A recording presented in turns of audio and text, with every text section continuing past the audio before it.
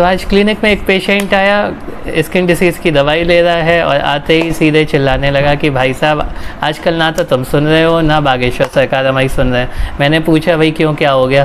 तो कह रहे कि अब इतने दिन हो गए दवाई खाते हुए, ये बीमारी हमारी ठीक ही नहीं हो रही। हमने कहा तो दवाई तो खा रहे हो वो तो ठीक है, लेकिन बागेश्वर सरकार से क्या लेना देना?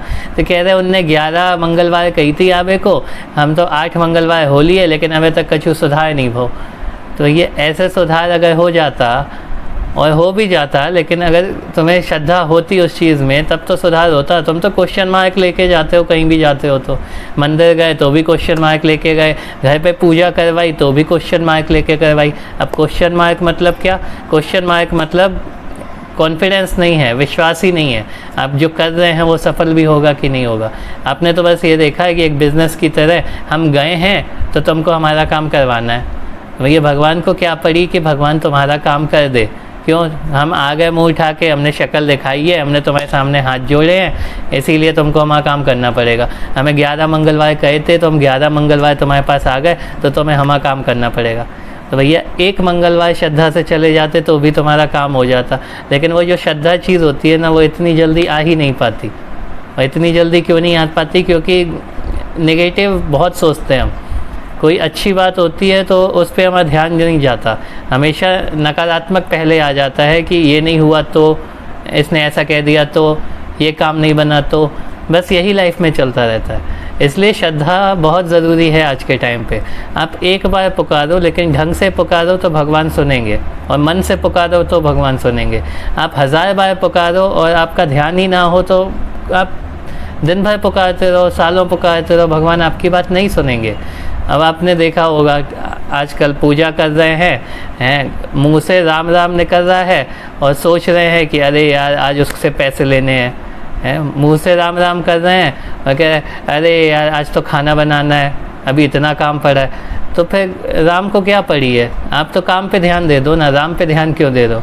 और राम पे ध्यान देना है तो सिर्फ आप हो और भगवान है, बीच में कुछ भी नहीं है। बीच में अगर कुछ भी आ रहा है, थोड़ी सी भी गुंजाइश आ रही है, एक भी विचार आ रहा है तो आप कनेक्ट नहीं हो पा रहे।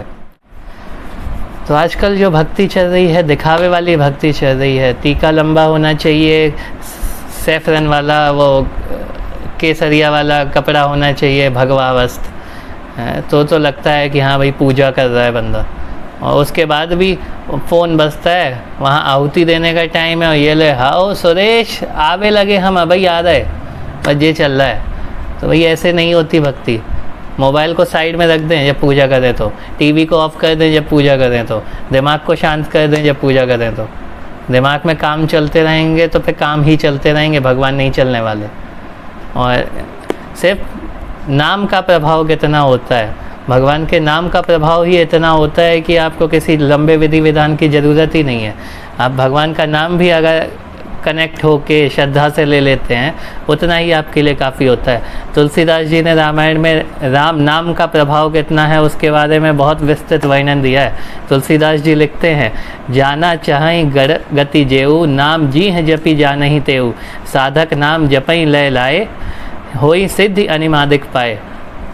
इसका मतलब परमात्मा के जो रहस्य को जानना चाहते हैं, जो भगवान जो मतलब कितना कुछ है संसार में वो सब जानना चाहते हैं, ज्ञान चाहते हैं या जो कुछ भी चाहते हैं, वो सिर्फ नाम के जप करने से ही मात्र से वो उसे पा लेते हैं। सिर्फ नाम, राम का नाम उतना अगर ढंग से जपा जाए तो वो ही पर्याप्त है, किसी विधि विधान की ज़रूरत नहीं है। और जो सिर्फ दिया लगाकर ही राम नाम का जप करते हैं उन्हें अणिमादिक सिद्धियाँ मतलब अष्ट सिद्धियाँ जो हनुमान जी के पास है वो सिद्धियाँ स्वतः मिल जाती हैं। लेकिन कब मिलेंगी? तब मिलेंगी जब आप कनेक्ट होके श्रद्धा से नाम का जाप करोगे। मतलब आपने दिया जलाया, भगवान की फ़ोटो सामने है, आपको दुनियादारी से कोई मतलब नहीं है, आप सब कुछ भूले बैठे हो, कुछ भी नहीं चल रहा दिमाग में, सिर्फ एक ही कनेक्शन है, राम से कनेक्शन है। राम से कनेक्शन होगा तो जो चाहो वो मिल जाता है। लेकिन राम से कनेक्शन ही नहीं होगा तो जिससे कनेक्शन होगा बस वही दिमाग में चलेगा, राम दिमाग में नहीं चलेंगे।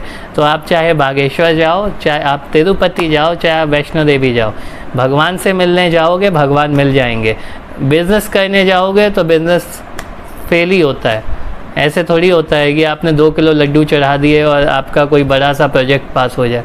क्यों प्रोजेक्ट पास हो जाए आपका 5 करोड़ का प्रोजेक्ट है, 2 किलो लड्डू में काम थोड़ी चलेगा।